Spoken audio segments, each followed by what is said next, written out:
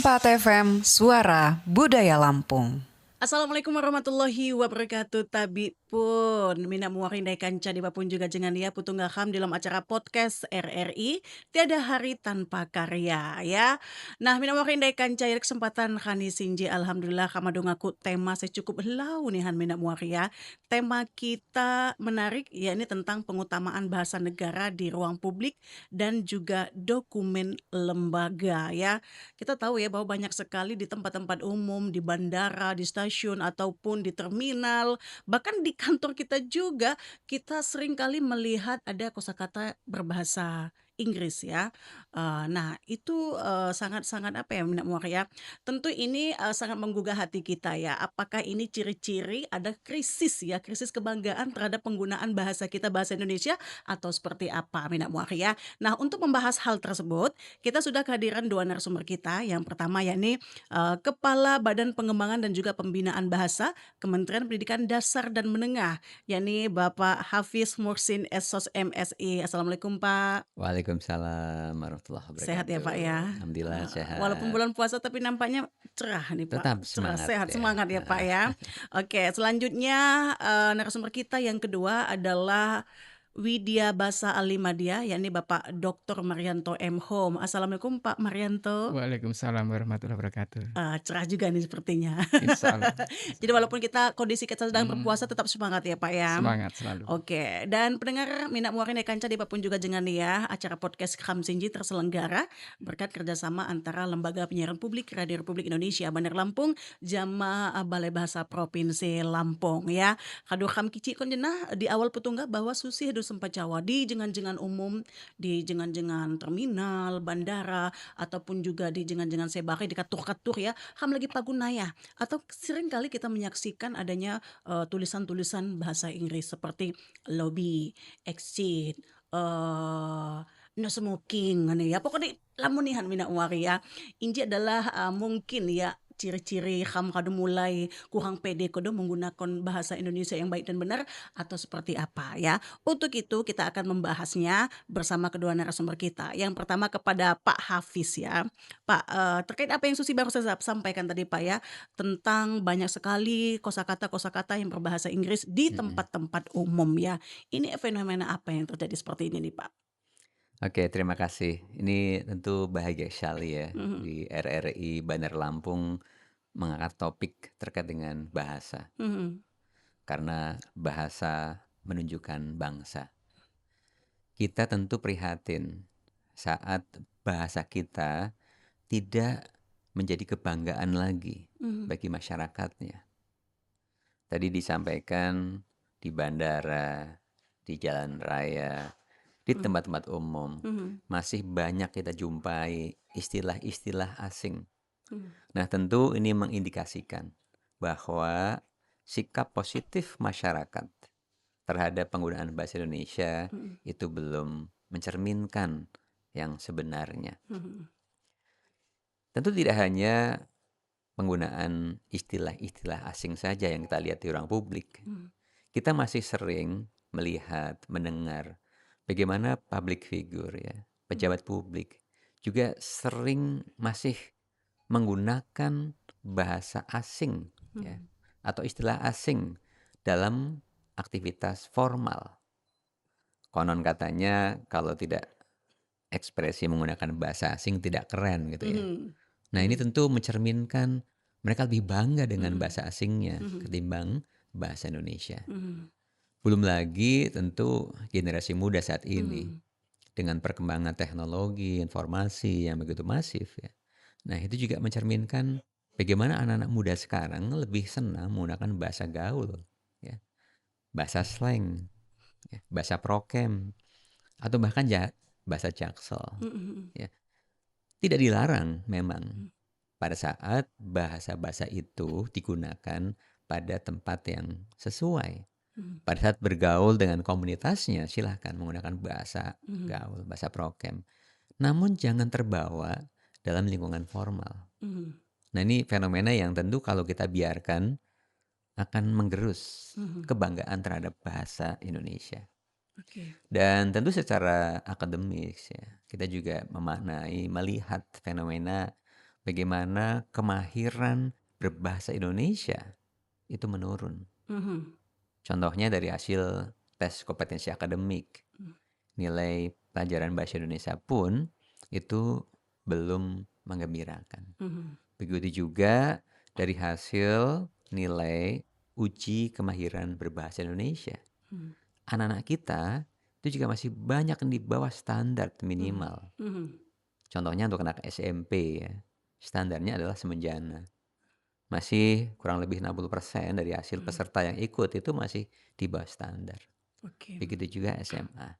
Nah, ini fenomena Oke. yang kami lihat dari kacamata Badan Pengembangan dan Pembinaan Bahasa yang tentu menjadi sebuah kondisi yang harus kita segera atasi. Oke, dan seperti Bapak sampaikan tadi bahwa fenomena ini terjadi di tingkat sekolahan juga ya Pak ya, tidak Ya. hanya di kantor-kantor tertulis tulisan-tulisan bahasa asing, tetapi juga anak-anak sekolah juga sepertinya sudah mulai menurun itu. Itu kira-kira faktornya apa Pak? Apakah kurang sosialisasi dari pihak Dinas Pendidikan, dalam hal ini mungkin ya dari Kementerian Pendidikan itu sendiri atau seperti apa supaya anak-anak itu ayo dong kita cintai bahasa kita?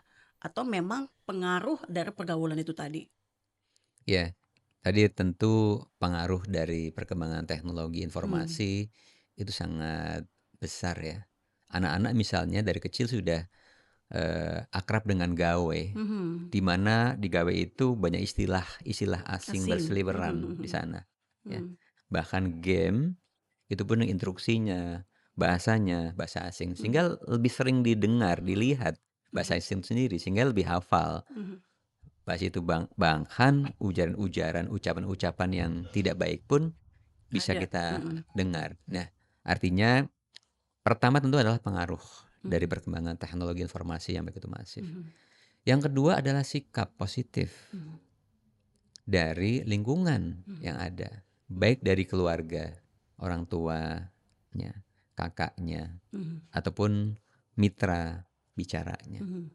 Sehingga anak itu pun terpapar dengan penggunaan-penggunaan bahasa yang tidak baik dan tidak benar gitu. Sehingga Mhm. seolah-olah itu menjadi bahasa yang Lumrah dianggapnya atau udah biasa. lumrah, udah Mhm. biasa. Oke. Itu adalah yang kedua.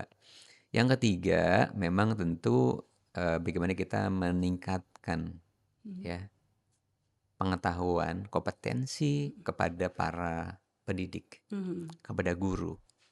Artinya anak-anak yang mengikuti pelajaran bahasa Indonesia maupun aktivitas pembelajaran lainnya di sekolah Mhm. itu juga harus dibekali melalui peningkatan kompetensi bagi guru-gurunya. Terkadang guru-gurunya pun ini belum memahami kaidah kebahasaan yang baik dan benar secara utuh. Oke. Ini saya kira Mhm. menjadi Mhm. tantangan Mhm. kita. Oke, terkait dengan perkembangan teknologi itu tadi ya Pak ya, gadget dan lain sebagainya itu memang sesuatu yang tidak bisa kita hindari ya Pak ya.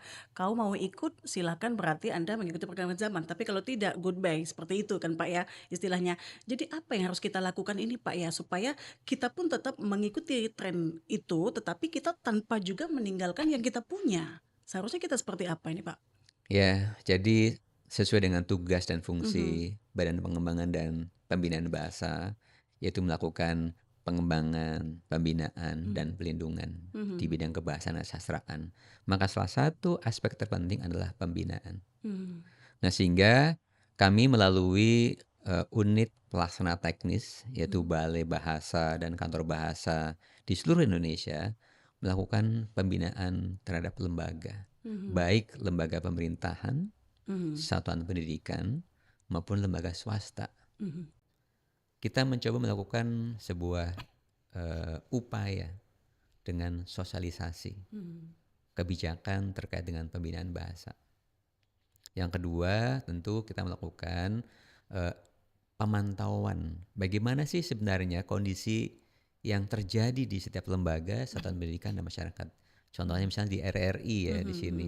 Kita langsung melakukan orientasi nih Iya pemantauan. benar. Oh, ternyata masih ada istilah podcast. Mhm. Padahal sudah ada padanan istilah bahasa Indonesianya yaitu siniar. Siniar ya Pak ya. Nah, ini sebagai pantauan. Nah, kemudian setelah itu kita melakukan pendampingan. Ini menjadi tugas nanti fungsi dari Balai Bahasa Provinsi Lampung nih untuk melakukan pendampingan terhadap fasilitas informasi yang ada di RRI, baik di ruang publik maupun di tata naskah dinas. Oke. Ya. Nah, setelah melakukan pendampingan, nanti kita lakukan evaluasi. Bagaimana sih hasil aktivitas yang kita dampingi itu sudah baik atau belum. Nah, ini dari sisi upaya Badan Bahasa melalui kantor dan balai bahasanya untuk melaksanakan tugas pembinaan. Nah, di sisi lain tentu pemerintah sebagai pengambil kebijakan. Jadi pemerintah khususnya Kementerian Pendidikan Dasar dan Menengah itu telah menerbitkan Peraturan Menteri Pendidikan Dasar dan Menengah nomor 2 tahun 2025 tentang pedoman pengawasan penggunaan bahasa Indonesia. Nah, ini penting sebagai wujud nyata peran pemerintah mengatur kebijakan dalam rangka pengawasan penggunaan bahasa Indonesia. Permen ini juga menjadi wujud nyata dari amanah Peraturan Presiden nomor 63 tahun 2019 tentang penggunaan bahasa Indonesia.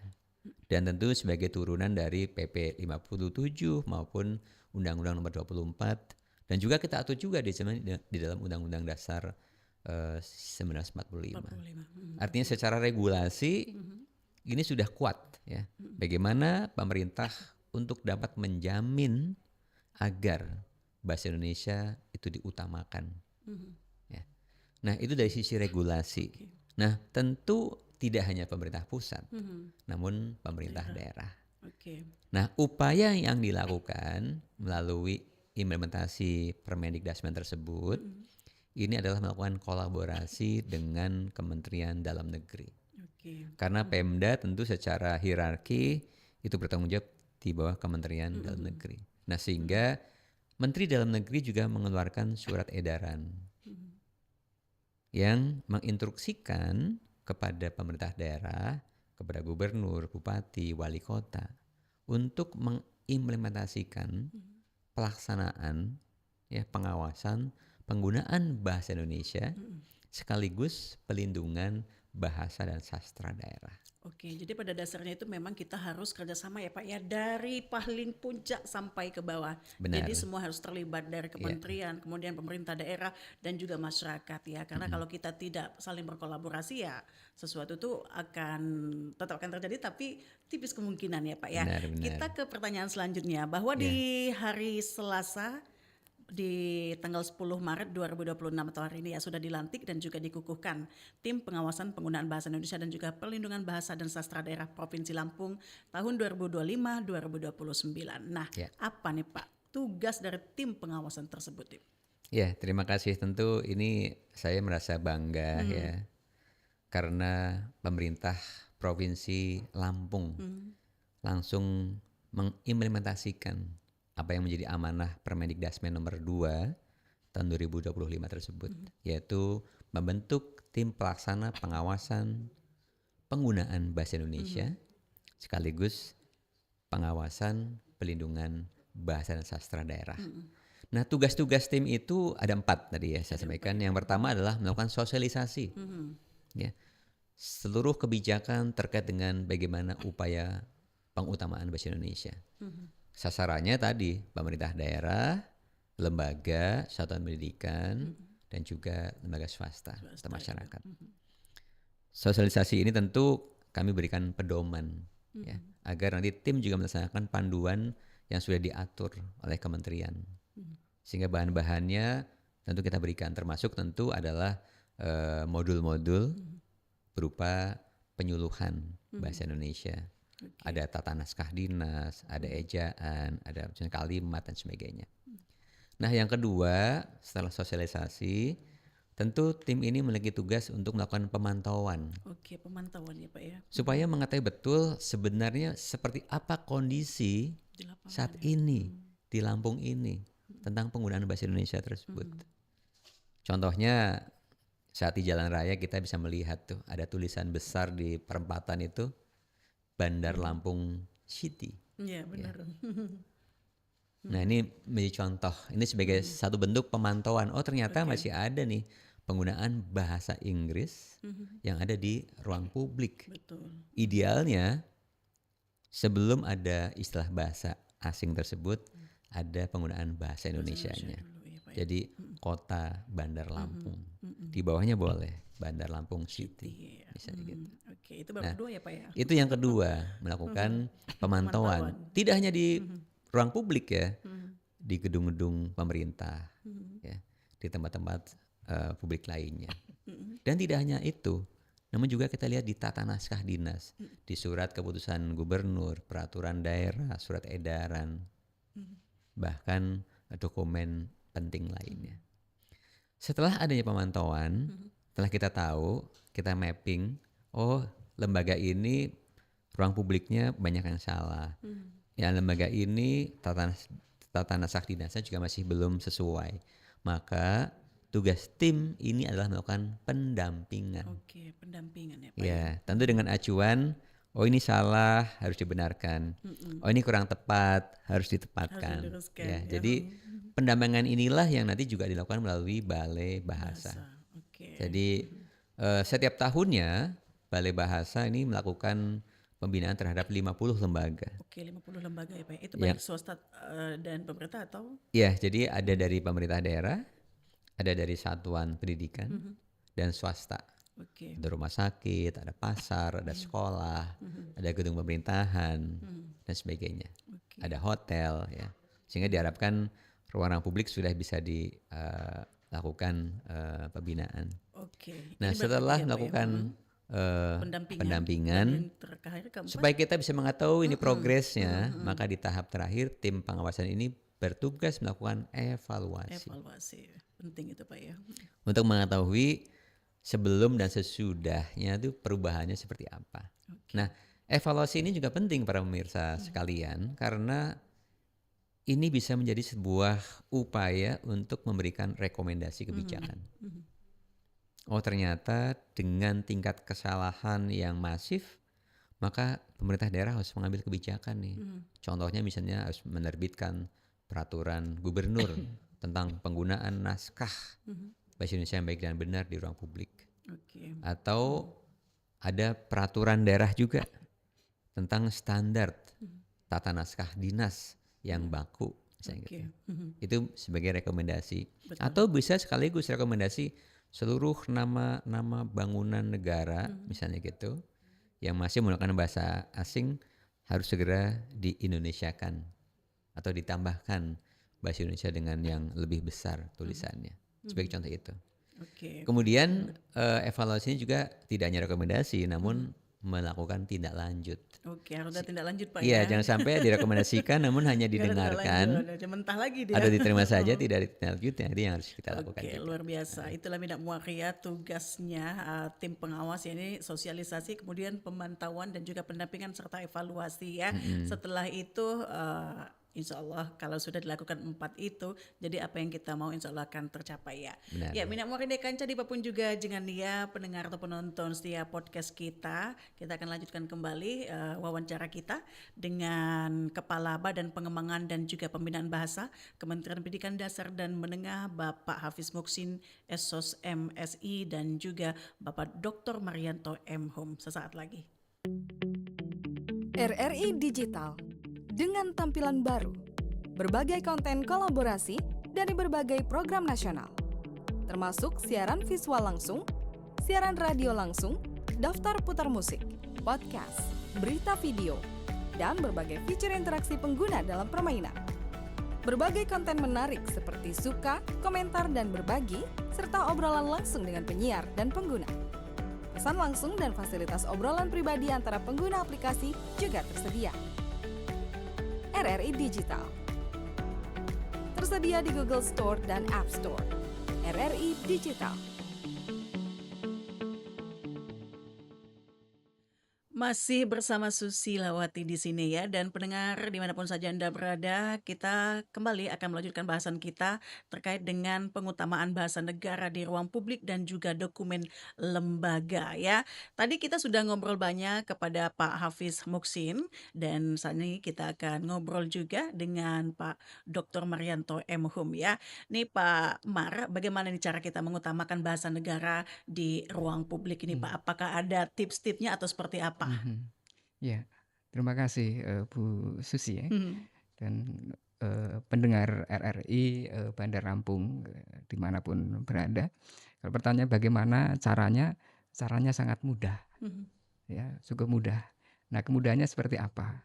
Tadi kan dicontohkan di banyak tempat Mhm. masih menggunakan bahasa asing begitu ya, objek-objeknya itu. Nah, mudahnya begini, tambahkan saja bahasa Indonesia gitu ya. Mhm. Gitu. Jadi sederhana itu, menambahkan bahasa Indonesia di atas ya bahasa asingnya, atau mendahului Mhm. bahasa asingnya.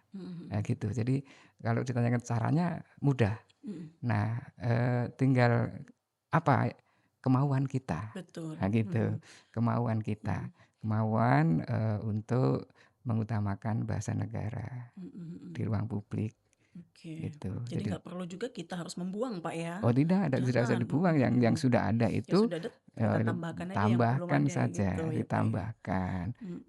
Oke, jadi gitu Minat Muari ya. Kalau Iya, peminat Muari dacok ngeliat atau melihat di suatu mhm, tempat ada tulisan berbahasa asing, katakanlah bahasa Inggris, no smoking, misalnya iya, seperti itu ya. Itu iya, sudah lumrah sekali. Tinggal tambahkan saja di mhm, bawahnya di dan atasnya. di ngerokok. Oh, di atasnya, atasnya ya. iya. Jangan merokok atau bahasa Lampungnya dang ngerokok. Nah, Nah udah 3 gitu. bahasa kita pelajarin ya. Ya, kalau penggunaan bahasa Indonesia di dokumen lembaga nih Pak ya, seberapa besar nih pengaruh pilihan kata yang terdapat yang terhadap wibawa sebuah lembaga negara kita? Ini kalau untuk di dokumen lembaga, Pak Hafiz. Ya, ini dokumen itu merupakan muruah ya, Mhm.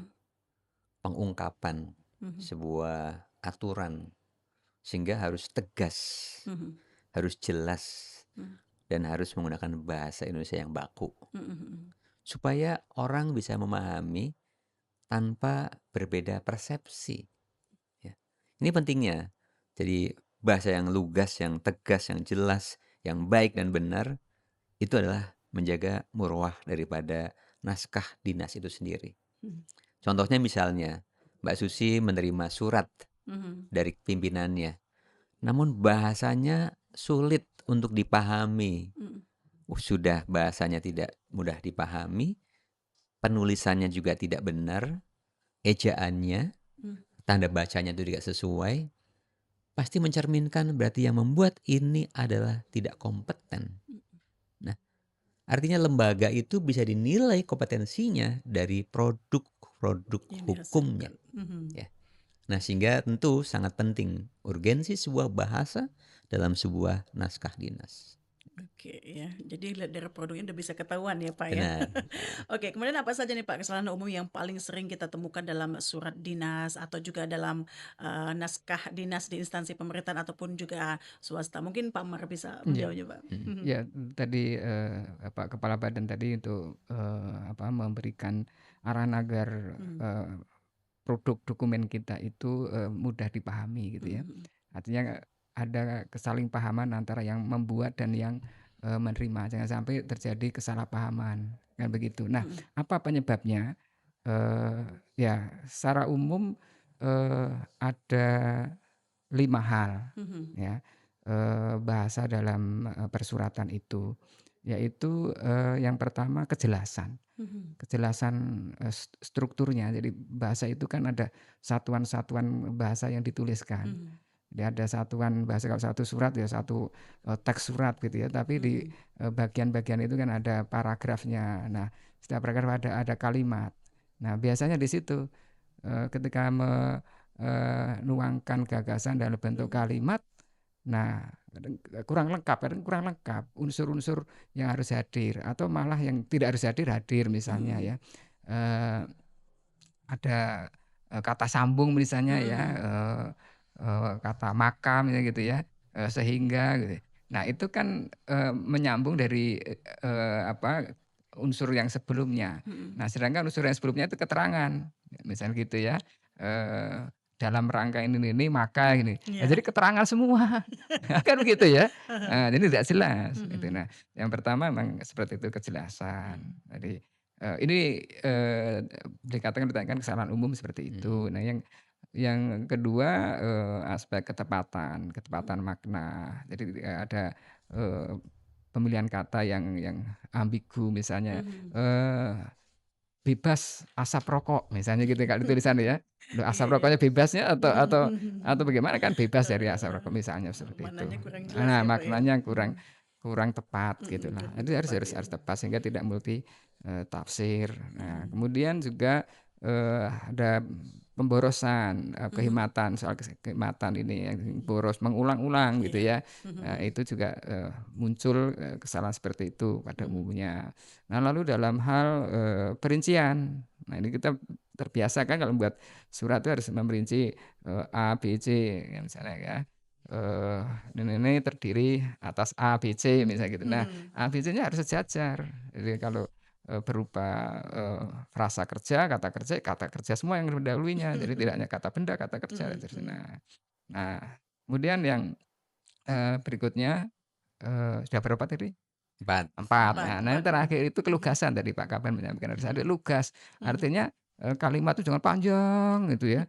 Ya, Udah panjang muter-muter, wah Pak, ya? muter-muter ya, nah gitu ya, muter-muter. Ya Mhm. sederhana saja tidak berbelit-belit gitu ya, yang inti-intinya saja begitu, jadi sederhana. Nah, hal Oke. seperti itulah yang secara umum masih Sering ditemukan ya. dijumpai gitu ya. Oke, ya itu minat muaria banyak sekali tulisan-tulisan yang sering kita temukan ya.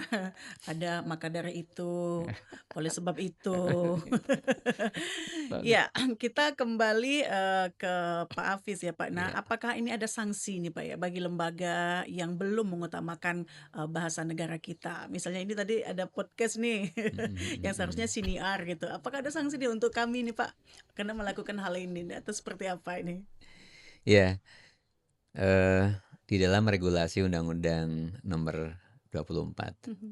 tahun 2009 memang tidak diatur secara tegas ya bahwa Mhm. yang melanggar penggunaan bahasa Indonesia Mhm. yang baik dan benar itu diberikan sanksi. Mhm. Ini tentu bukan berarti aturan ini tanpa mengandung konsekuensi sebenarnya. Namun dimaknai bahwa sebenarnya aturan ini lebih kepada unsur bagaimana menekankan kesadaran diri kepada kita ya selaku warga bangsa.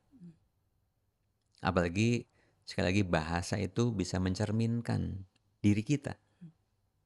Orang akan dilihat ya kemampuannya Mhm. itu dari bahasanya, dari tutur katanya, dari ucapannya. Karena apa yang diucapkan pasti bersumber dari Pemikiran. pemikirannya ya. Nah, begitu juga tentu bagaimana kita mengakui menggunakan bahasa Indonesia yang baik dan benar, walaupun tadi secara regulasi juga diatur wajib ya, namun tidak ada sanksi, maka kita sebagai warga harus sadar diri untuk memiliki sikap positif penggunaan bahasa Indonesia yang baik dan benar. Mhm. Nah, ini tentu dalam kancah bagaimana masyarakat kita terus. Nah, upayanya walaupun tidak diberikan sanksi, namun di dalam regulasi itu juga ditegaskan adanya unsur pembinaan, Mhm. pengawasan yang dilakukan oleh lembaga yang menangani kebahasaan, yaitu Badan Bahasa. Mhm. Sehingga muncullah tadi peraturan menteri Mhm. untuk mengatur bagaimana pengawasan penggunaan. Mhm. Ya. Sehingga sanksinya tentu tadi berupa teguran atau himbauan Mhm. agar menggunakan bahasa Indonesia yang baik dan benar. Oke. Ya. Di Jakarta misalnya ada sebuah ruang publik yang secara besar-besar menggunakan bahasa asing, maka kita wajib memberikan rekomendasi untuk dilakukan perbaikan. Jadi sifatnya adalah pembinaan, tidak kepada sanksi yang tentu kalau setiap yang melanggar dikenakan sanksi, wah kita harus punya namanya polisi bahasa. Ya, Ada polisi bahasa ya. benar. Kena pasal juga nih Iya. jangan-jangan ya. Oke, kita mundur ke agak belakang tadi Pak ya terkait dengan sosialisasi, kemudian pemantauan, pendampingan dan juga Mm-mm. evaluasi. Ketika program ini sudah diadakan sosialisasi atau juga pemantauan, apakah hingga saat ini sudah ada data nih yang memberikan kabar bahwa lembaga ini penggunaan bahasa negaranya kurang nih atau apa? Ada informasi nggak Pak itu tentang itu? Ya, tentu segala sesuatu yang menjadi sebuah penilaian itu Hmm. harus berbasis kepada data. Mm-mm. Nah, maka tadi Badan Bahasa kita memiliki program ya, pembinaan terhadap lembaga. Mhm. Semua balai bahasa yang ada di 30 provinsi kita berikan target untuk melakukan pembinaan, Mhm. pendampingan terhadap lembaga. Nah, dari situ memiliki data nih. Jadi sebelum didampingi kita berikan instrumen Mhm. seperti tes awal lah gitu ya, Mhm. untuk mengetahui kondisi saat ini sebagai kondisi awal. Mhm. Setelah itu dilakukan sosialisasi, pemantauan, pendampingan, evaluasi. Kita cek lagi nih, Mhm. sehingga datanya sudah naik atau belum. Hmm. Nah, kita ambil dari seluruh provinsi sebagai Oke. basis data itu. Mhm. Nah, kemudian upayanya apa setelah datanya ada? Kita berikan apresiasi. Mhm. Jadi lembaga yang memiliki tingkat kenaikan ya, Hmm. persentase yang lebih baik, ini kita berikan apresiasi. Nah, itu dilakukan teman-teman semuanya biasanya di bulan bahasa dan sastra. Setiap Oke. bulan Oktober kita Oke. berikan Mhm. apresiasi Mhm. dari hasil data yang kita miliki Mhm. dari semua lembaga yang kita lakukan pembinaan. Oke. Dan data itu pula yang akan menjadi basis Mhm. untuk upaya program berikutnya. Oke. Supaya ada kesinambungan dan Mhm. keberlanjutan. Oke, luar biasa Pak ya. Jadi memang kerja keras, pemantauan dan juga pendampingan serta evaluasi itu sangat dibutuhkan ya Pak ya, demi untuk menekan angka supaya penggunaan bahasa kita tuh di ruang publik itu tidak terus meningkat ya penggunaan bahasa asingnya. Tetapi kalaupun memang itu terjadi, ya itu tadi jangan sampai kita menghilangkan itu tetapi tetap ditambah. Benar. Saya setuju dengan Trigatra Bangun bahasanya Balai Iya. Bahasa ya, Mm, bahwa kita harus mengutamakan bahasa Indonesia itu tetap Pak ya, lalu kita benar. harus menguasai bahasa asing dan juga menguasai bahasa daerah. Sangat luar biasa sekali. Melestarikan bahasa daerah.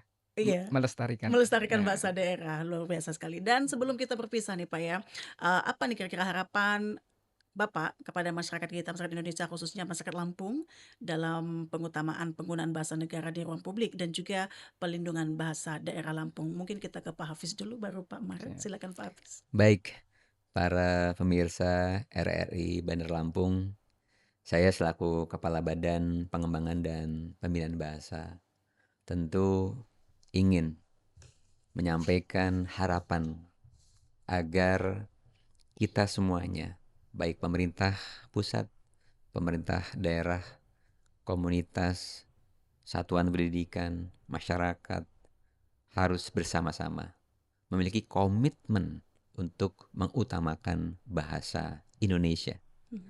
Karena bahasa Indonesia menjadi bahasa persatuan, menjadi bahasa negara yang telah terbukti nyata, yang telah berdaulat untuk mewujudkan kedaulatan bangsa Indonesia melalui Sumpah Pemuda di tahun 1928.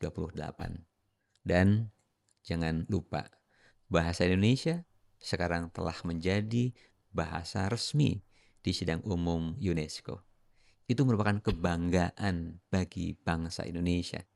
Jadi kalau negara kita harus bangga dan negara-negara di dunia pun sudah mengakui bahasa Indonesia sebagai bahasa internasional, maka kita sebagai warga bangsa harus juga bangga terhadap bahasa Indonesia. Luar biasa. Dan tentu tidak hanya itu, karena bahasa Indonesia juga tumbuh dan berkembang dari bahasa daerah. Oke. Untuk itu juga kita harus melestarikan bahasa daerah Mhm. dengan penggunaan bahasa daerah di lingkungan keluarga, lingkungan masyarakat. Bahkan di satuan pendidikan tingkat awal itu dapat menggunakan bahasa pengantar, bahasa daerah. Supaya anak-anak yang sudah terbiasa dengan bahasa ibunya itu lebih mudah menerima apa yang disampaikan oleh gurunya melalui bahasa pengantar bahasa ibunya. Demikian. Oke, luar biasa sekali ya. Jadi bahasa Indonesia ini sumbernya dari bahasa daerah. Terima kasih ya Pak ya. Lalu kita ke Pak Mar. Ya, Silakan Pak Mar. ya. Tentu saya sebagai pelaksana tugas pengembangan pembinaan bahasa ini punya harapan besar pada masyarakat Indonesia, khususnya masyarakat Lampung. Nah, harapannya ialah kita bisa menciptakan atau dapat menciptakan model-model kehidupan berbahasa sebagai inti dari kehidupan berbangsa yang harmonis gitu, yang ada keseimbangan antara satu kepentingan dan kepentingan lain, dan tadi keseimbangan itu ditunjukkan dengan model kehidupan Trigatra Bangun Bahasa sebagaimana tadi arahan Pak Kepala Badan tadi itu. Harapannya masyarakat Lampung di sini ya tetap ya sebagaimana adanya sekarang ini sebagai masyarakat yang sangat majemuk, bukan? Ya, jadi yang hadir di Lampung ini kan ada masyarakat yang sudah lama gitu ya, ada yang datang baru gitu ya, dan semua hidup secara harmonis di sini dan ditunjukkan dari sisi kebahasaannya semua ada diberi kesempatan untuk hidup berkembang sebagaimana fungsi-fungsi bahasa tadi itu, sehingga Lampung dan juga yang lain ya, alhamdulillah hari ini menjadi contoh yang kelima gitu ya, setelah yang lain pembentukan tim pelaksana pengawasan dan pelindungan bahasa sastra daerah ya, pengawasan bahasa Indonesia dan pelindungan bahasa sastra ini luar biasa. Jadi Lampung menjadi penggerak yang lebih awal gitu ya, dan sekali lagi harapannya agar menjadi model penggunaan atau penerapan Trigatra Bangun Bahasa. Utamakan bahasa Indonesia, lestarikan bahasa daerah, kuasai bahasa asing. Oke, terima kasih Pak Marianto ya.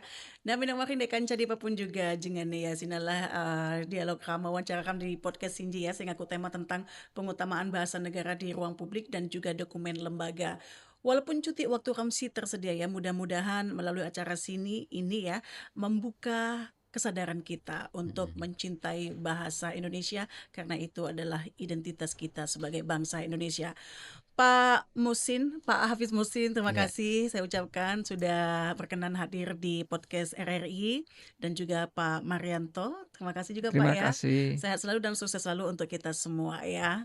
Oke, terima kasih. Mina Mokin Kanca, sampai putung gamoloh di dalam acara podcast selanjutnya Sikin Dua Susi Ratu Belia. Sampai putung gamoloh. Wassalamualaikum warahmatullahi wabarakatuh. Waalaikumsalam warahmatullahi wabarakatuh.